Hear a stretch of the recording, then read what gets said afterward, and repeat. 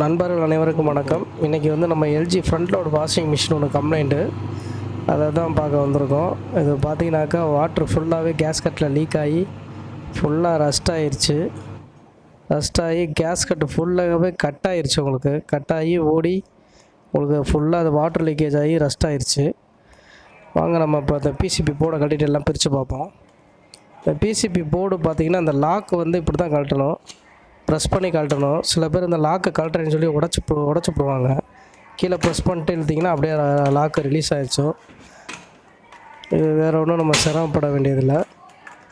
அதனால் டெஸ்ட்டரை வச்சு நம்பாமல் அப்படியே ப்ரெஸ் பண்ணிவிட்டு கழட்டிங்கனாக்கா அழகாக அந்த லாக் எல்லாமே ரிலீஸ் ஆகிடும். இப்படி தான் நம்ம அந்த பிசி போர்டில் உள்ள கனெக்டரை ஃபுல்லாகவே கழட்டணும். பார்த்திங்கனாக்கா ஃபுல்லாகவே உங்களுக்கு ரஸ்ட் ஆகி அப்படியே ஃபுல்லாகவே இதாகிடுச்சு. அதனால் எல்லாத்தையுமே பிரிக்கணும். இப்போ ஓகே, பிசிபி போர்டை இப்போ கழட்டியாச்சு. இப்போ பேலன்ஸ் அசம்பிளி எல்லாத்தையுமே கழட்டிடுவோம். ஃபுல்லாகவே front door, front cover, balance assembly இது எல்லாமே கழட்டினா தான் நம்ம வந்து இந்த கேஸ் கட்டை மாட்ட முடியும். நம்ம வந்து இதெல்லாம் கழட்டாமல் அந்த கேஸ் கட் நம்ம மாற்ற முடியாது. அதனால் வந்து பேலன்ஸ் அசம்பிளியை வந்து ஃபுல்லாகவே ரிமூவ் பண்ணணும். டீ ஸ்பானரை வச்சே நீங்கள் வந்து இதை கழட்டினா கொஞ்சம் ஈஸியாக இருக்கும் உங்களுக்கு. அதனால் டீ ஸ்பானர் போட்டுக்கோங்க. ஸ்க்ரூ ரொம்ப டைட்டாக இருக்கும், அதனால் வந்து டீ ஸ்பானரை போட்டு கழட்டிடணும்.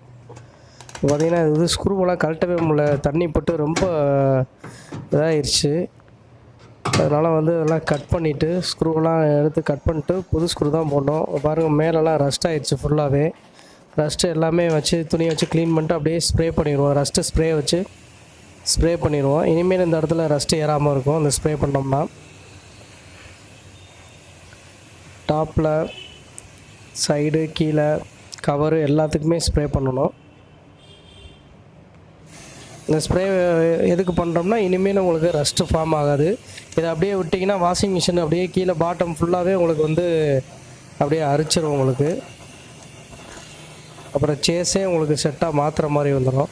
அதனால் சின்ன ரஸ்ட்டு ஃபார்ம் ஆகிருக்கையிலே இந்த மாதிரி வந்து ரஸ்ட்டு ஸ்ப்ரே வாங்கி அடித்து விட்றணும்.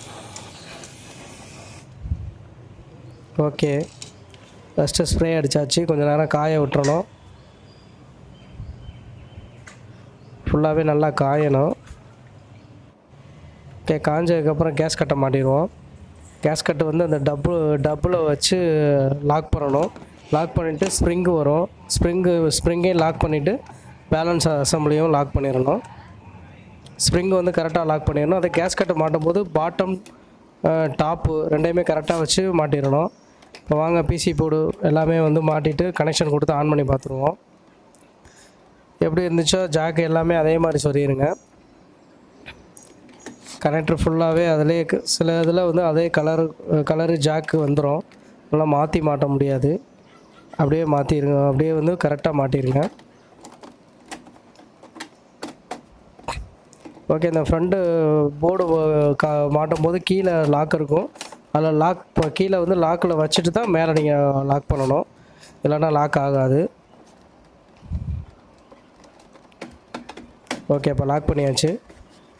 ஓகே, இப்போ எல்லாமே கரெக்டாக இருக்குது. இந்த பின்னாடி இன்லெட் வால்வில் பார்த்திங்கன்னா ஃபில்டரில் எவ்வளோ டஸ்ட்டு இருக்குன்னு இதையும் க்ளீன் பண்ணிடணும். இது வந்து மேக்ஸிமம் ஒரு 2 மந்த்துக்கு 1 டைம் வந்து இது க்ளீன் பண்ணி போடணும்.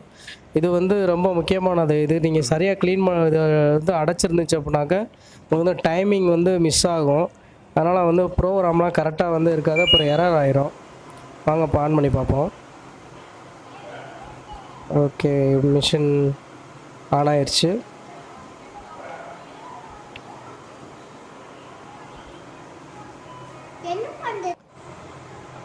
ஓகே, தண்ணி எடுத்துகிட்டு இப்போ ஆன் ஆகுது.